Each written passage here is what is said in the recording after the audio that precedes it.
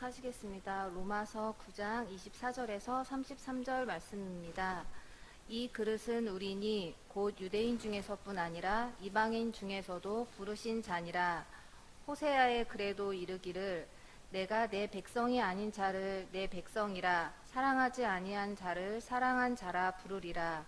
너희는 내 백성이 아니라 한 그곳에서 그들이 살아계신 하나님의 아들이라 일컬음을 받으리라 함과 같으니라. 또 이사야가 이스라엘에 관하여 외치되 이스라엘 자손들의 수가 비록 바다의 모래 같을지라도 남은 자만 구원을 받으리니 주께서 땅 위에서 그 말씀을 이루고 속히 시행하시리라 하셨느니라. 또한 이사야가 미리 말한 바 만일 만군의 주께서 우리에게 씨를 남겨두지 아니하셨더라면 우리가 소돔과 같이 되고 고모라와 같았으리로다 함과 같으니라. 그런즉 우리가 무슨 말을 하리요? 의를 따르지 아니한 이방인들이 의를 얻었으니 곧 믿음에서 난 의요 의의 법을 따라간 이스라엘은 율법에 이르지 못하였으니 어찌 그러하냐? 이는 그들이 믿음에 의지하지 않고 행위를 의지함이라. 부딪힐 돌에 부딪혔느니라. 기록된 바 보라 내가 걸림돌과 거치는 바위를 시온에 두노니 그를 믿는 자는 부끄러움을 당하지 아니하리라 함과 같으니라.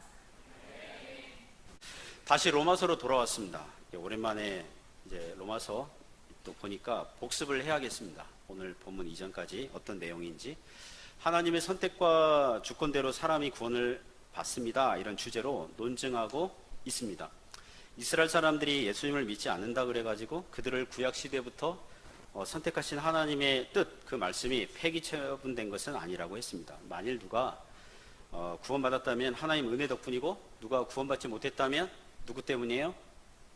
하나님께서 선택하지 않은 것 때문입니까? 그렇지 않죠? 누구 때문이에요? 자기 때문입니다. 자기 탓이에요. 그 사람의 죄 때문이다. 이런 이중 논리를 사용했습니다. 그건 역시 하나님의 뜻대로 된 것이고 하나님의 주권이라고 했습니다. 예수님 믿지 않는 이유가 하나님 뜻이라면 믿지 않는 사람에게 책임을 돌리는 것은 옳지 않은 거 아닙니까? 라고 따지는 사람에게 사도 바울 선생님은 토기장이가 같은 진흙으로 하나는 귀히 쓸 그릇을 만들고 하나는 평범하게 만들 그런 권한이 있는 것처럼 하나님은 더더욱 어떤 사람은 진노의 그릇, 어떤 사람은 긍휼의 그릇으로 그렇게 만드신다. 그럴 권한이 있다.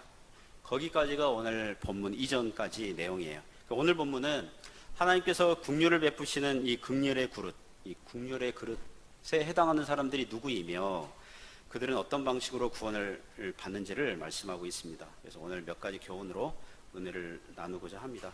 많은 은혜가 있기를 주님의 이름으로 축원합니다. 첫 번째 교훈은 긍휼의 그릇은 이방인들 중에서 부르신 자들이 거기에 해당이 됩니다. 이 긍휼의 대상은 유대인들 뿐만 아니라 이방인도 해당이 된다. 이렇게 말씀하고 있습니다. 24절부터 26절까지 그렇게 말씀하고 있거든요. 같이 읽어보겠습니다. 시작. 이 그릇은 우리니 곧 유대인 중에서 뿐 아니라 이방인 중에서도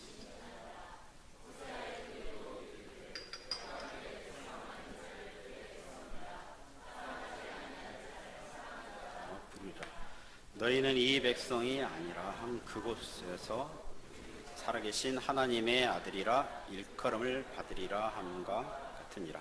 아멘. 자, 여기 이 구절들 보시면 24절부터 26절까지 보시면 그 중요한 단어는요 자주 반복되는 단어예요. 반복되는 단어가 아주 중요하다 이거 얘기하고 있어요. 자, 24절부터 26절 보시면 반복되는 단어, 이 중요한 단어 뭡니까? 부르셨다는 거죠. 그죠? 부르셨다. 제가 여러분들 위해서 노란색으로 다 미리 색칠을 해드렸습니다. 24절 보시면 이 그릇은 우리니 곧 유대인 중에서 뿐만 아니라 이방인 중에서도 어떤 자들이에요? 하나님께서 부르신 자들이다. 호세아를 인용하면서 호세아의 글에도 뭐 이러이러한 내용들이 있는데 하나님께서 부르리라. 그죠? 26절 말미에도 보시면 내 백성이 아니란 그곳에서 살아계신 하나님의 아들이라 일컬음을 받으리라. 알려지리라. 그렇게 불리우리라. 이제 그렇게 말씀하고 있습니다. 그래서 하나님께서 이방인들 중에서 구원으로 부르신 자들, 그들이 예수님 믿는 신자들이고 긍휼의 그릇이라는 것입니다. 사도 바울 선생님이 호세아 글들을 인용하거든요. 25절, 26절 보시면 호세아 호세아서의 글을 인용하는데요. 25절, 26절 다시 한번 읽어볼까요? 25절, 26절 시작. 호세아의 글에도 이르기를 내가 내 백성 아닌 자를 내 백성이라 사랑하지 아니한 자를 사랑한 자라 부르리라. 너희는 내 백성이 아니란 그곳에서 그들이 살아계신 하나님의 아들이라 일컬음을 받으리라 함과 같으니라. 아멘. 자, 25절은 호세아서 2장 23절 그리고 26절은 호세아서 1장 10절을 인용한 것입니다. 그 호세아서는요, 그 호세아는 구약 선지자예요. 이게 주전 8세기, BC 8세기 북이스라엘에서 활동하던 선지자였습니다. 호세아와 동시대에 활동했던 선지자들은 같은 나라 북왕국 이스라엘에서 아모스라는 선지자가 있고요. 남왕국 유다에서는 이사야, 미가 이런 선지자들과 같은 동시대 그런 선지자예요. 자, 하루는 하나님께서 호세아에게 음란한 여인 고멜이라는 여자와 결혼해가지고 자식들을 낳아라 그랬습니다. 당시 북왕국 이스라엘이 우상 숭배에 빠졌고 하나님으로부터 멀리 떠난 영적 음란을 행하고 있었기 때문에 이스라엘을 책망할, 가르칠 이 거울과 같은 시청각 이 자료처럼 호세아로 하여금 그런 결혼 생활 그렇게 사용을 하신 거죠. 성경 학자들 중에는 이게 실제 사건이 아니라 환상과 상징에 불과하다. 문자 그대로 그렇게 호세아가 음란한 여자랑 결혼한 게 아니다. 왜냐하면 너무 충격적이거든요. 선지자가 음란한 여자랑 결혼했다. 이게 제가 존경하는 칼빈 또 박윤선 이 주석 보면 그분들이 실제 사건이 아니라 환상, 비유, 상징에 불과하다 이렇게 주장합니다. 왜냐하면 경건한 선지자가 창기와 같은 여자를 아내로 들여서 자기 자식인지도 모르는 이 사생아, 이 자식들을 3명 낳거든요. 아내는 나중에 다른 남자 따라갔다가 또 그 남자에게 버림받아가지고 또 창기짓을 하고 있을 때 호세아가 또 가서 돈 주고 자기 아내를 또 다시 사오는 이야기가 이게 사실이라면 북왕국 이스라엘 백성들이 호세아 선지자의 말을 안 들을 거라는 거죠. 이게 실제 사건이라면. 예를 들면 어느 교회 목사님 사모님이 있다고 합시다. 그 사모님이 알고 보니 처녀 때에 여러 남자와 잠자리를 같이 한 평판이 안 좋은 여자인데 목사님이 그걸 알면서도 결혼을 했다고 해요. 결혼 후에도 그 사모님은 제 아내 보지 마세요. 제 아내도 사모지만 그런 여자 아니에요. 하여튼 이 남자 저 남자 사귀고 사생아들을 낳고 심지어 이혼하지 않았는데 다른 남자 눈이 맞아가지고 그 집 나가고 다른 남자랑 동거하다가 또 버림받고 그런 여자를 목사님이 다시 설득해서 집으로 데려온다면 그 교회 교인들이 그 목사님 설교가 들려오겠습니까? 자기 아내도 제대로 간수하지 못하면서 무슨 목회를 하겠다고 이렇게 비난하지 않겠어요? 5월이잖아요. 가정의 달입니다. 가정에 대한 설교 목사님이 하면 저 아니에요. 예를 드는 거예요. 그런 목사님이 설교하면 어느 교인이 그 목사님 설교 듣겠습니까? 자기 교인들이 자기 자녀들 결혼시킬 때 자기 교회 목사님 주례를 부탁하겠습니까? 목사님 집안이 엉망인데? 그래서 호세아의 결혼 사건은 실제가 아니라 환상이고 상징이다 이렇게 주장하는 성경학자들이 있습니다. 저는 그 사건이 환상이 아니라 실제 사건이라고 봅니다. 또한 많은 성경학자들이 실제 사건으로 보고 있어요. 고멜이라는 여자를 말할 때 성경에 보면 디블라임의 딸 고멜 이렇게 특정하거든요. 누구의 딸. 그리고 3명의 자식들을 낳는데 아들, 딸, 아들 낳았는데 첫째 아들 이름을 이스르엘, 두 번째 딸 이름을 로루하마, 세 번째 아들 로암미 이렇게 한다고요. 그러니까 아들, 딸, 아들. 이것도 굉장히 구체적이잖아요. 아들 낳고 딸 낳고 아들 낳고 이런 식으로. 이스르엘은 호세아와 고멜의 친자식 같고요. 둘째 로루하마와 셋째 로암미는 이름 자체가 이 호세아의 자식이 아닌 다른 남자의 자식인 것처럼 보여요. 왜냐하면 로루하마, 로가 히브리어로 아니다라는 뜻이거든요. 루하마 이게 love, mercy, 사랑, 긍휼, 뭐 자비 이런 뜻입니다. 그러니까 사랑하지 않는 자. 딸 이름이 사랑하지 않는 자예요. 사랑하지 않는 자.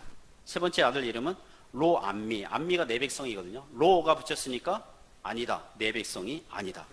자기 자식 이름을 내 백성 아니다. 내 자녀 아니다. 이렇게 지었을 정도이니까 첫째는 모르겠고 최소한 둘째, 셋째는 사생아일 가능성이 높다. 이렇게 해석을 합니다. 그 유튜브 그 쇼츠에 돌아다니는 방송 보니까 미국의 최근에 어느 방송은요, 그 부부가 있는데 그 자식 친자식인지 아닌지 의심스러운 그런 부부가 방송에 나와요. 그래가지고 이 부부가 서로 논쟁을 하는 거죠. 그러니까 신랑은 내 자식 아니다. 그렇게 와이프는 당신 자식 맞아요. 이러고 이제 미리 그 친자 확인 그런 DNA를 이제 병원에 보내서 그거 하지 않습니까? 그 방송국이 마지막에 결과를 두두두두두 당신의 자식은 You are not real 뭐 father 뭐 이런 식으로 당신 자식이 아닙니다. 그러면 뭐 비통해서 울고 지금 3살, 4살, 5살 이런 애인데 또 친자식입니다. 그럼 막 춤추고 막 좋아서 아니 집에서 가정에서 해결할 일을 전국 방송에 나와가지고 저는요 요새 방송이 제정신이 아닌 방송들이 너무 많은 것 같아요. 부부가 알아서 해결할 일을 전국 방송에 나와서 또 들통나잖아요. 얼굴 다 나오는데 그 아내들이 왜 그렇게 하는지 모르겠어요. 호세아서에서 하나님은 고멜처럼 이스라엘 백성들이 영적으로 음란하고 하나님 떠났기 때문에 내 백성이 아니다. 사랑하지 아니한 자다. 이렇게 얘기했거든요. 그럼에도 불구하고 선지자를 통해서 다시 내 백성이 아닌 자를 내 백성이다 부를 것이고 애당초 사랑하지 아니한 자를 사랑한 자다. 이렇게 부른다는 것입니다. 그게 호세아서의 메시지예요. 바울은 이 구절들을 누구에게 적용하고 있습니까? 이방인 중에서 구원받는 자들에게. 이방인들. 유대인이 아니면 다 이방인. 사랑하는 성도 여러분, 우리도 애당초 하나님 백성 아니었고 하나님 사랑받지 아니한 자들이고 이방인들이었습니다. 그런데 하나님께서 불러주신 줄 믿습니다. 그래서 구원받은 거예요. 신약교회 2000년 역사가 있습니다. 지금 유럽이 기독교 복음을 받아들인 지 2000년 넘거든요. 오늘날 터키, 그리스, 이탈리아 이쪽 동네는 최소한 복음을 들은 지 2000년 좌우돼요. 그 후에 터키 같은 경우는 AD 700년, 800년 그리고 1500년 이후에 아예 이슬람 지역으로 바뀌었지만 최소한 사도 바울의 전도 여행을 통해서 그 복음을 들은 지는 2000년 정도 돼요. 로마가 복음을 받아들인 AD 300년대 이후에 북아프리카로 그리고 그 북쪽 유럽으로 서유럽, 동유럽으로 이제 복음이 전파되고요. AD 500년 이후부터는 스페인 쪽에서 복음을 받아들이고 700년, 800년대가 되니까 프랑스, 독일, 영국 쪽이 복음을 받아들여요. 그 과정에서 수많은 순교자들이 나옵니다. 선교할 때 순교자들이 나와요. 그리고 동방교회, 정교회 쪽은 이슬람 때문에 서유럽과 분리되지만 나름대로 동유럽과 러시아까지 그 동방 정교회가 이제 퍼지게 되죠.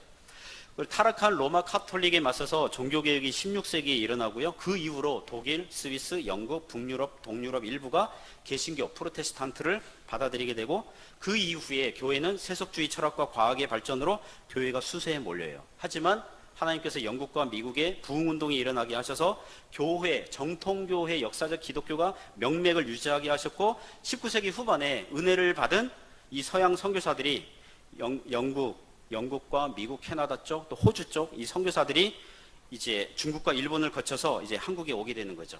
여러분 한국 오려면 어떻게 와야 돼요? 북쪽에서 오려면 중국 거쳐서 와야 되고 옛날에 1870년대, 80년대 복음 들어오려면 중국 거쳐서 와야 되고 또 남쪽으로 동쪽으로 오려면 일본 거쳐서 와야 돼요. 그러니까 중국, 일본, 한국 중에서 가장 복음을 늦게 받아들인 나라는 들은 나라는 한국입니다. 한국이에요. 한국에 기독교가 들어온 지 약 150년 좌우 된다고 하지 않습니까? 오늘날 누구든지 한국 사람들 중에 누구든지 기독교 복음을 듣고 그 내용이 좋다고 여겨서 옳다고 여겨서 교회로 온다면 하나님의 부르심이 그 사람에게 임하고 있는 증거입니다. 원래는 하나님 백성이 아닌 자를 하나님 백성으로 부르고 계시고 사랑하지 아니한 자를 사랑한 자라고 부르고 계시는 중이에요. 그리고 전 세계 어디든지 복음을 듣고 회심하고 믿는 사람이 있다면 이방인들 중에서 하나님께서 마치 이렇게 말씀하시는 것과 같아요. 오늘 성경 말씀처럼 너희들은 원래 내 백성이 아닌데 내 백성이야. 이제부터 사랑하지 아니한 자들인데 애당초 사랑하지 아니한 자들인데 이제부터 하나님의 사랑받는 자들이야. 너희들은 하나님의 자녀라 일컬음을 받게 되는 거야. 그렇게 부르시는 것입니다. 제 딸이 7월에 결혼합니다. 광고가 아닙니다, 여러분. 여러분이 하객으로 꼭 오시라고 광고하는 거 아니에요. 안 오셔도 돼요. 와주시면 감사하고요. 우리 가족 하객 목표가 50명이에요. 사위 쪽은 기본으로 300명 무조건 기본으로 온대요. 여기까지만 말씀드리겠어요. 이 얘기 하려고 하는 건 아니에요. 6월 말에 제주에 부모님 있고 친척분들 계시니까 결혼식에 못 오신대요. 이게 어른들이 친척 어른들이 80 20대 중반 막 이렇게 되니까, 그래서 딸 부부와 함께 결혼식 전에 1박 2일 제주도 방문해서 친척 어른들 방문해서 인사드리기로 했어요. 큰아버지, 작은아버지 뭐 이렇게 하면서 방문해서 인사드리기로 했어요. 그분들 약간의 좀 뭐라 그럴까요? 다 안 믿으시거든요. 제가 청소년 때 제사 때 막 절 안 하고 이러니까 그 집에서 하여튼 친척 어른, 우리 가족이 안 되니까 친척 어른들이 나서서 이 호로자식 하면서 뭐 그런 어릴 때 자랄 때 청소년 청년 때 좀 그런 좀 반대를 좀 받아서 약간 좀 심리적으로 좀 거리감이 있어요. 하지만 이번에 결혼 앞두고 딸 부부를 앞세워서 전도 여행을 해야겠다. 1박 2일 전도 여행을 해야겠다. 제 사위가 제 친구 아들이자 목사 아들이거든요. 그래서 그리고 제주도는 저에게는 하나님의 백성으로 부르신 곳이거든요. 저를 안 믿는 가정에서 지금도 제 오씨 집안 친척 다 뒤져도요 10%도 안 돼요. 그래서 불러주셨잖아요. 그래서 이번에 예의 있게 신사적으로 선물도 드리고, 이미 타오바오에서 그 푸얼차 좀 이렇게 주문도 하고, 제 딸은 캐나다에서 초콜릿 사서 선물 드리면서 오랜만에 친척 어른들에게 복음을 전하려고 이제 기도 중에 있습니다. 어떻게 이렇게 하다 보니까 그렇게 하나님의 손길이 있더라고요.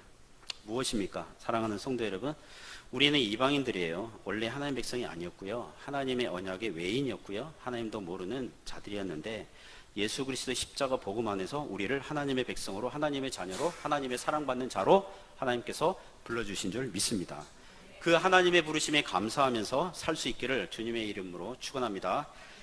두 번째 교훈은 국률의 대상, 두 번째는 유대인 중에서 남은 자들입니다. 27절부터 29절이 말씀하고 있습니다. 같이 읽습니다. 시작. 또 이사야가 이스라엘의 관하에 이르시되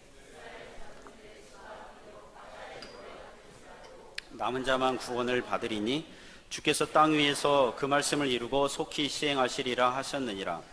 또한 이사야가 미리 말한 바 만일 만군의 주께서 우리에게 씨를 남겨두지 아니하셨더라면 우리가 소돔과 같이 되고 고모라와 같았으리로다 함과 같으니라. 아멘. 자, 27절부터 29절에서 가장 중요한 단어 뭘까요? 반복되는 단어 찾는다면 뭘까요? 네, 남은 자. 자, 여러분 위해서 노란색으로 미리 다 색칠을 해드렸습니다. 남은 자, 또 남겨두셨다, 이런 말이죠. 이스라엘 숫자가 비록 바다의 모래 같을지라도 어떤 자만? 남은 자만 구원을 받는다. 만군의 주께서 우리에게 씨를 남겨두지 아니하셨다면 우리는 소돔과 고모라 도시들처럼 완전 망했을 것이다. 이 구약 선지자 이사야서 말씀을 인용합니다. 이 구절들의 요지는 유대인들이 아무리 아브라함의 문자적인 후손이라 그래가지고 이스라엘 혈통으로 태어났다 그래가지고 구원받는 것이 아니라는 것입니다. 여기서 다시 한번 이쯤에서 이 성경의 구원론에 대해서 상기시켜 드리려고 합니다. 자, 구약 이스라엘 백성들은 어떻게 구원받았습니까? 이스라엘 혈통으로 태어난다고 그래서 구원받은 거예요? 아니죠. 어릴 적에 할례 받았다고 그래가지고 구원받은 거예요? 아니죠. 성전에 가서 제사 드렸다고 그래가지고 구원받은 것입니까? 아닙니다. 모세의 율법을 지켰다고 그래가지고 구원받은 것입니까? 아닙니다.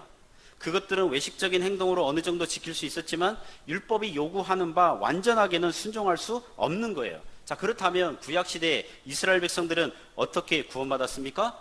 오실 그리스도를 어떻게 해요? 믿음으로 구원받은 줄 믿습니다.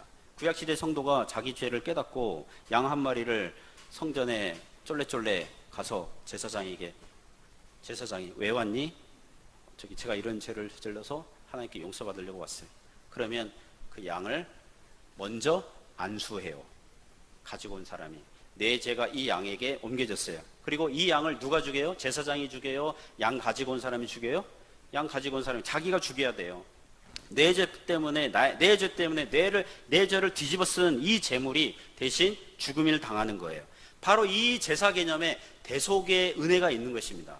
대속의 계시를 하신 거예요. 나의 공로, 나의 자랑, 내 수고, 내 노력으로 하나님 앞에 간다고 그래가지고 하나님께서 받아주시는 게 아니라 내 죄를 가리워줄, 내 죄 때문에 대신 죽어야 할 이 희생 제물 덕분에 하나님께서 용서하시고 구원하시는구나. 이 희생 제물이 바로 오실 누구예요? 그리스도께서 십자가에서 죽으신 그거를 성경에서, 구약 성경에서 미리 계시하신 거거든요. 신약시대 성도들은 어떻게 구원받습니까? 이미 오신 그리스도를 믿음으로 십자가 대속하심을 자기를 위해서 한 것으로 받아들인 믿는 자들이 구원받는 줄 믿습니다. 이 구원의 방식은 유대인이나 이방인이나 차별이 없어요. 이 부분은 30절부터 33절에서 또 나눌 거고요. 여기서는 이사야 선지서를 인용합니다. 그 이사야서 10장 22절 이하 그리고 이사야서 1장 9절 인용을 하는데요. 이사야서는 아까 호세아 선지자 활동하던 그 동시대에 활동했던 선지자라고 그랬어요. 호세아는 북왕국 이스라엘에서 사역했고 이사야는 남왕국 유다에서 그 사역했습니다. 그 당시 이스라엘을 그 위협하던 나라는요 아수르입니다. 이때 바벨론은 거의 뭐 작은 동네 나라였고요. 아수르가 최강국이었어요. 그 이사야 시대 때. 아수르라는 나라는 그 실제로 북왕국 이스라엘이 BC 722년경에 아수르에게 망해요. 세계사 시간에는 아시리아라고 배웠죠. 아시리아. 성경에는 아수르. 저 나라가 북왕국 이스라엘을 멸망시켜요. 자, 아수르가 이제 점점 남진을 해야 하잖아요. 그죠? 동남진 해야 되는데 북왕국 이스라엘을 망하게 했어요. 멸망시켰어요. 그 다음 타켓이 누굽니까? 남왕국 유다죠. 이사야, 히스기야 왕 때 그 북왕국 이스라엘이 망했는데 그 히스기야 왕 때 이사야 시대에 그 아수르가 그 남왕국을 실제로 공격합니다. 공격해요.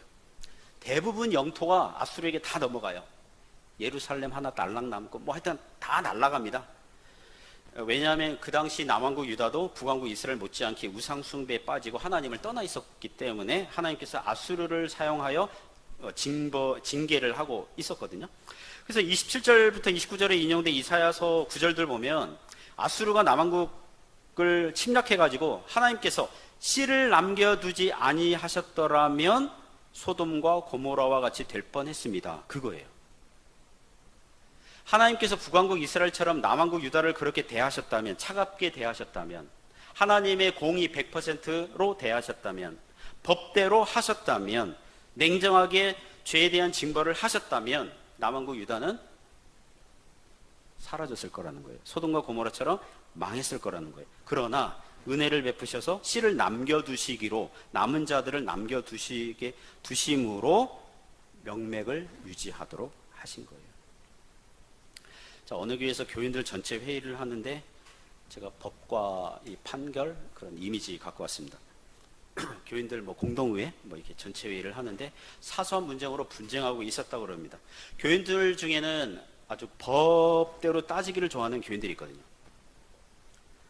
어떤 교회는요, 그 노회도 그래요. 목사님들, 장로님들 모인 노회도 그렇고, 그 회의하는 분이 목사님이고 뭐 해도 의장이에요. 의장 이럽니다. 우리는 목사님 뭐 이러거나 이렇게 하는데 의장 이렇게 딱 일어나가지고 법대로 합시다 이렇게 한 거죠. 그러자 회의를 주관하던 목사님이 여러분 법대로 했으면 우리는 벌써 하나님께서 법대로 했으면 다 심판받고 죽었어야 마땅한 자들입니다. 네. 교회에서 법이 앞서야 돼요? 은혜가 앞서야 돼요? 은혜가 앞서야 돼요.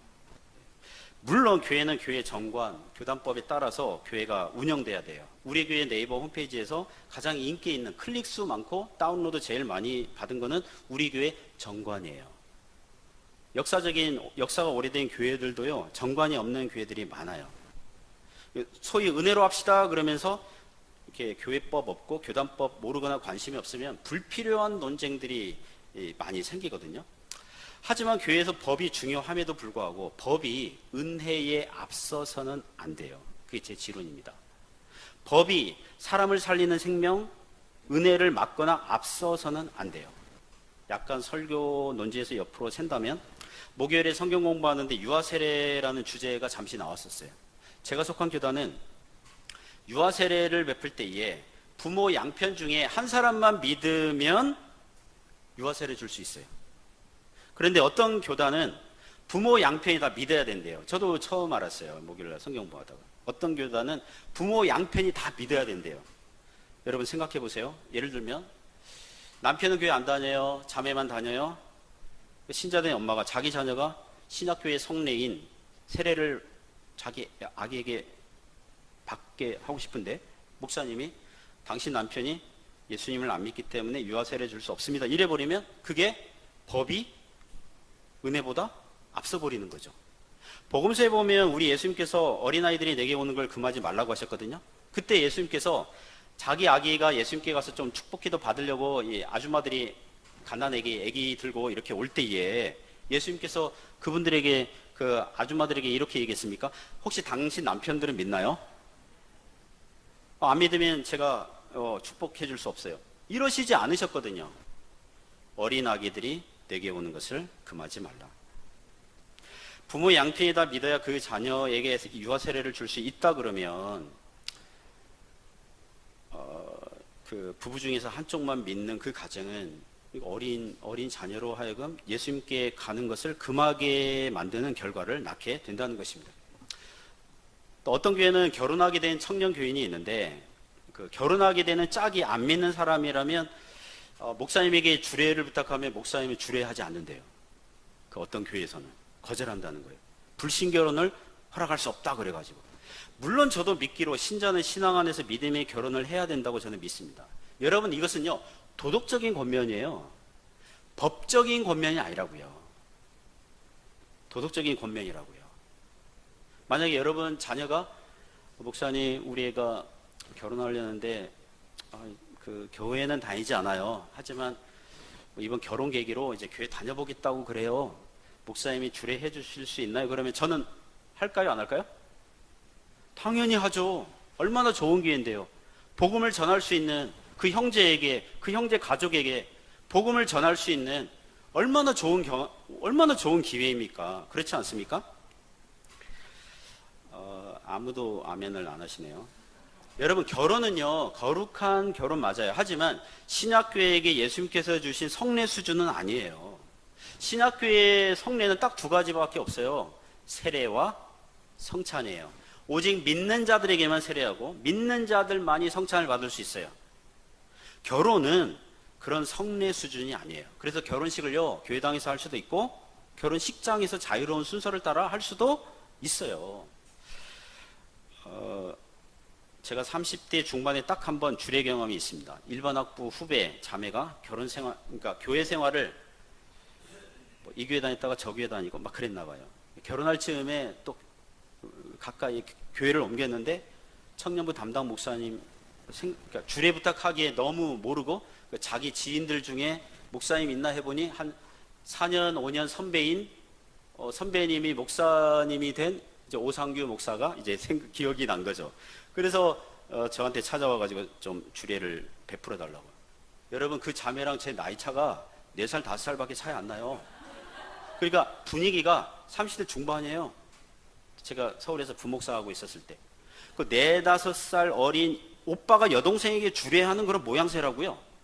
그 당시 제가 섬기던 교회 담임 목사님이 목사 토요일 날 그 결혼식 이제 주례를 가게 됐는데 목사 가운을 빌려주시더라고요. 그 담임 목사님 가운을. 너무 어리게 보이니까 이 가운이라도 입고 주례를 해. 그때 한 300~400명 모였거든요. 제가 주례하려고 결혼식장 미리 도착했는데 결혼식 그 행사 주관하는 그 자매님, 실장님입니까? 그 막 이렇게 뭐 하고 뭐 이렇게 뭐 하고 세팅하다가 오늘 주례 선생님 안 오셨나요? 그래. 제가 제일 앞에 앉아 있었거든요.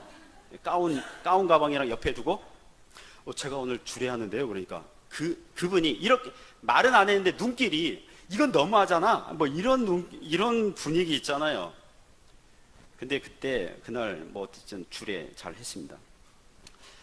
아무도 안 믿는 분위기인데요. 제가 말씀드리고 싶은 것은 그 자매의 신랑, 그러니까 교회를 이제 다니기 시작하는 초신자였고 아직 회심하지 않은 상태예요. 결혼식 전에 그 커플 그 커피숍 만나가지고 몇 시간 이제 복음을 가르쳤습니다. 구원의 확신, 점검, 또 회심하도록 복음을 전했어요. 그런데 그 형제가 끝까지 제 말을 이해를 못하는 거예요. 자, 형제님, 어떻게 해야 구원받죠? 교회 열심히 다니면 되죠. 하나님 말씀 잘 지키면 되죠. 하나님 말씀 우리가 100% 하나님 마음에 들게 다 지킬 수 없잖아요. 그러면 어떡하죠?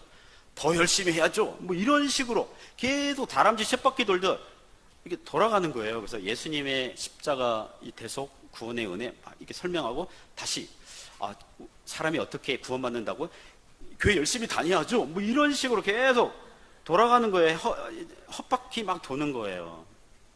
한 몇 시간, 한 두세 시간 하니까 이 형제가 지쳤어요.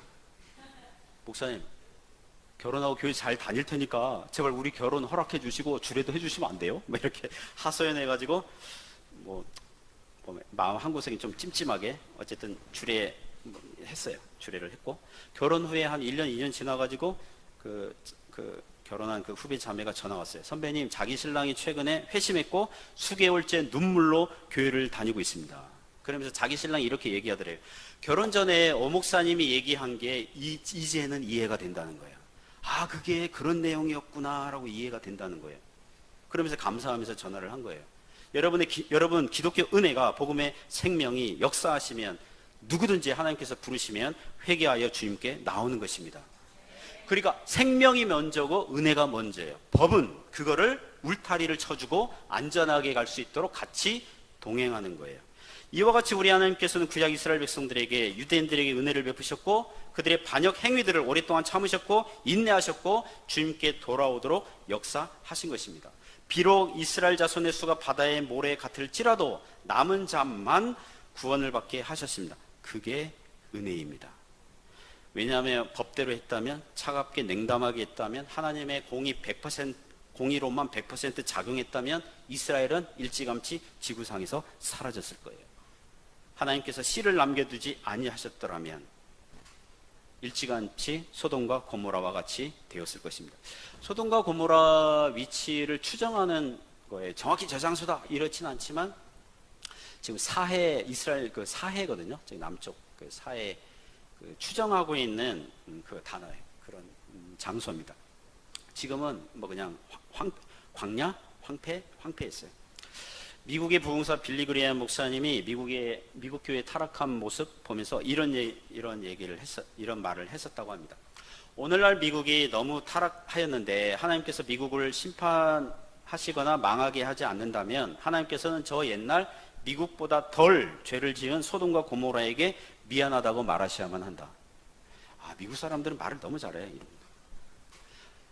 사실 여러분, 미국뿐만 아니라 지금 지구상에 거하는 모든 나라 민족들이 소돔과 고모라 시대보다 더 타락하면 타락했지 덜 타락하지 않습니다. 그런데 심판하시지 않고 봐주시고 있어요. 이것은 소돔과 고모라에게 미안한 일이 아니라 이해할 수 없을 정도로 따뜻한 하나님의 은혜가 역사하고 있는 줄 믿습니다. 오늘날 믿는 집안에서 가족들이, 자녀들이 자연스레 신앙을 가지고 있고 주일에 예배드리고 있다면 그것은 당연한 것이 아니라 하나님의 은혜인 줄 믿습니다. 하나님께서 믿는 남은 자들을 남겨두셨기 때문에 그렇다는 거예요. 여러분, 아무리 신자라도 자식 교육 자랑할 수 없어요. 언제 어느 때 지뢰 터지듯 폭탄 터지듯 터질지 모른다는 생각이 들어요. 늘 기도 제목이에요. 무엇입니까? 신자의 가정이라도 자녀들이라도 어릴 적에는 잘 순종하는 것 같아도 그 자녀들이 성년이 된 이후에도 기독교 신앙을 가지고 사는 것은, 여러분, 그거 당연한 거 아니에요? 자연스러운 거 아니에요? 하나님의 은혜 덕분입니다. 은혜를 남겨두시지 아니하셨다면, 하나님께서 구원의 생명을 남겨두시지 아니하셨다면 주님 앞에 세워질 수가 없는 거예요.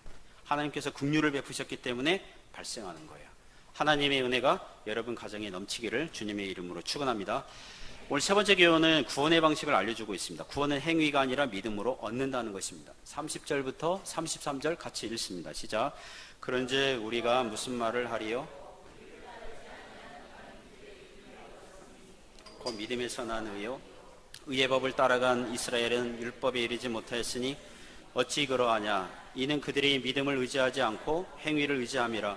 부딪힐 돌에 부딪혔느니라. 기록된 바 보라, 내가 걸림돌과 거치는 바위를 시온에 두노니 그를 믿는 자는 부끄러움을 당하지 아니하리라 함과 같으니라. 아멘. 자, 30절부터 33절은 왜 이방인들은 구원을 받고 유대인들은 구원을 놓치고 있습니까? 이런 주제를 얘기하는 거죠. 그 이유가 무엇입니까? 그 원인이 어디에 있습니까? 30절에 보면 의를 따르지 아니한 이방인들은 의를 따르지 아니했어요. 그 무슨 말이냐면 모세 율법도 몰랐어요. 십계명 들어본 적도 없어요. 성전제사 한 적도 없어요. 할례의식 해본 적 없어요. 선지자도 없었어요. 그런데 그 이방인들이 왜 구원을 받았습니까? 왜 의를 얻었습니까? 믿음에서 난 의다. 오직 예수 그리스도의 대속하심이 자기들을 위한 것으로 믿었기 때문에 칭의를 받았다는 것입니다. 그렇다면 31절에 의의 법을 따라간 이스라엘은 율법에 이르지 못했다. 무슨 말입니까? 이스라엘은 모세 율법이 있어요. 십계명 들었어요. 성전 제사 했어요. 할례도 행했어요. 선지자도 있어요. 제사장도 있어요. 그런데 왜 의를 얻지 못했습니까? 32절이 답이죠. 뭡니까? 어찌 그러하냐? 이는 그들이 믿음을 의지하지 않고 뭘 의지했어요? 행위를 의지함이라. 무슨 말이냐면 중보자 예수님 없이 자기들 힘과 노력으로 율법을 순종의 행위로 할 수 있다고 여겼기 때문입니다.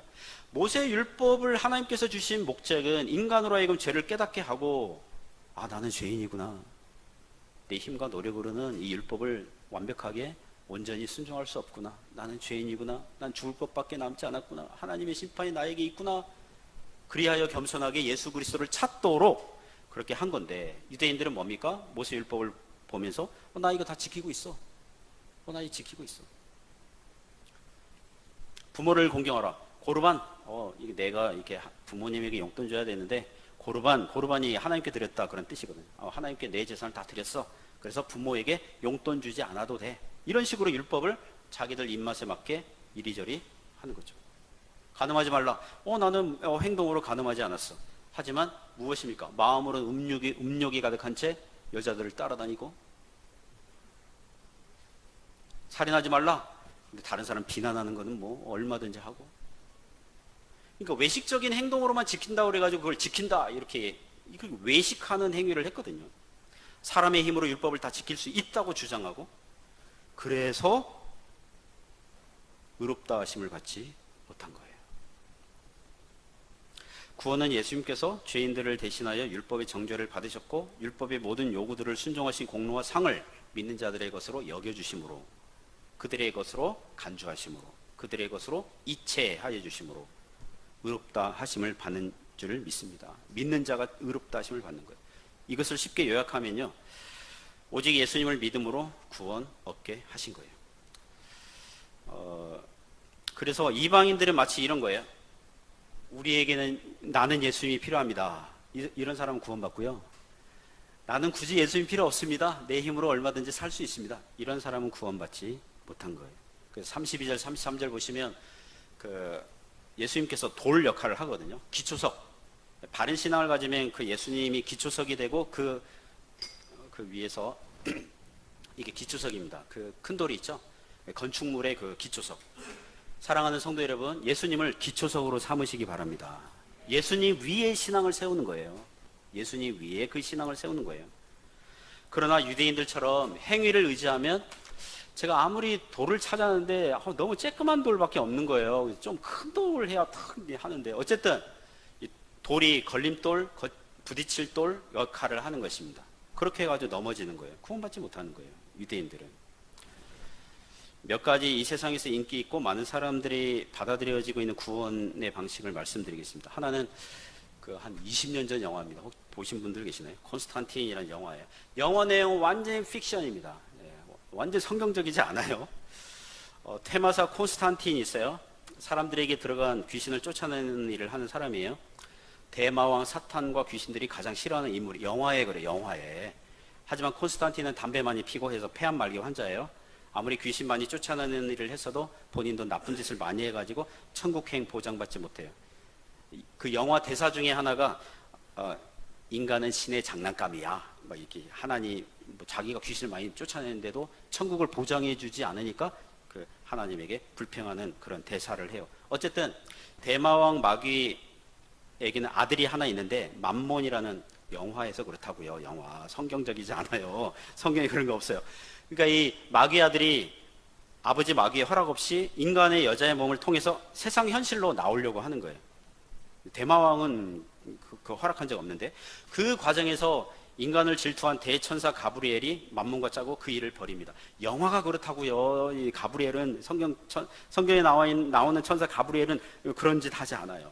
대마왕 사탄은 자기 아들이 그런 짓 하는 줄 모르고 있는 거죠. 콘스탄틴이 자살을 시도하죠. 자살하면 지옥 가잖아요. 그래서 대마왕이 그동안 눈에 가시거리 이 콘스탄틴을 지옥으로 끌고 하려고 이제 온 거죠. 콘스탄틴이 죽어가면서 이 대마왕이, 당신 아들이 지금 세상에 나오려고 여자 몸에 들어갔고 가브리엘이 지금 그 일을 같이 꾸미고 있다, 고자질했고, 대마왕 이 사탄이 그 사실을 알고 자기 아들 맘몬을 지옥으로 보내고 맘몬을 괴롭히던 인간 여자를 살려주고 가브리엘을 이제 막아서고 이제 그렇게 하는 거죠. 그런 다음에 자 이제 네가 콘스탄틴에게 네가 이제 지옥 갈 차례야 이러면서 끌고 가는데 콘스탄틴 몸이 막 무거워. 데리고 갈 수 없어요.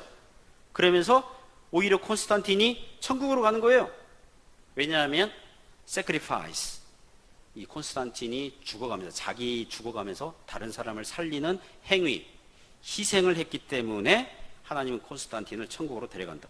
여러분 이 영화 내용 다 잊으셔도 돼요. 하지만 뭐냐하면 사람들의 구원관이, 일반 사람들의 구원관이 뭐냐하면 자기가 죽어가면서까지 다른 사람을 희생하고 살리려고 희생하는 그런 사람은 천국 간다. 착한 일을 하면 천국 간다. 선한 행위를 하면 천국 간다. 이게 있으니까 이 시나리오 쓴 사람도 이제 그런 걸 얘기하는 거죠. 그런 걸 얘기하는 거죠. 그러면서 이 대마왕이 야 콘스탄틴 너 지금 이대로 가면 천국 가니까 안 돼. 그래서 또 마귀가 폐암을 다 고쳐줘요. 고쳐주고 계속 죄를 지으면서 나중에 지옥 가자 이러면서 뭐 그러면서 영화 끝나는 뭐 그런 건데 지금 분위기가 쎄합니다. 지금 제가 길게 이 영화 내용 말씀드린 이유는 세상 사람들이 흔히 생각하는 구원론은 선행이에요. 선한 행위, 자기의 선한 행위.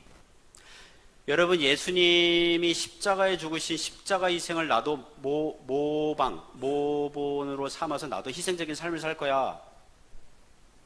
이게 모방설 또는 모범론 이런 주제인데 그건 역시 무엇입니까? 구원받지 못합니다. 거기에는 예수님의 십자가가 필요 없거든요. 예수님의 복음이 걸림돌과 거침돌 역할을 하는 거예요.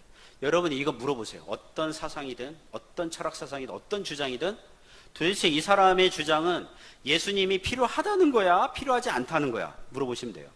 여러분 신앙생활을 하면서 도대체 나는 예수님이 필요한 사람이야? 필요하지 않는 사람이야? 그거 물어보시면 돼요. 필요한 사람이라면 예수님을 기초석으로 삼고 신앙생활을 잘하는 사람이고요. 필요 없어, 내 힘으로 할 수 있어, 이런 사람은 예수님을 부딪힐 돌, 거침돌, 걸림돌로 사용하고 있는 거예요. 그럼 구원 못 받아요. 또 하나는 논어에 나오는 공자의 말입니다. 흔히 나이와 관련된 말로 유명하죠. 공자가 말하기를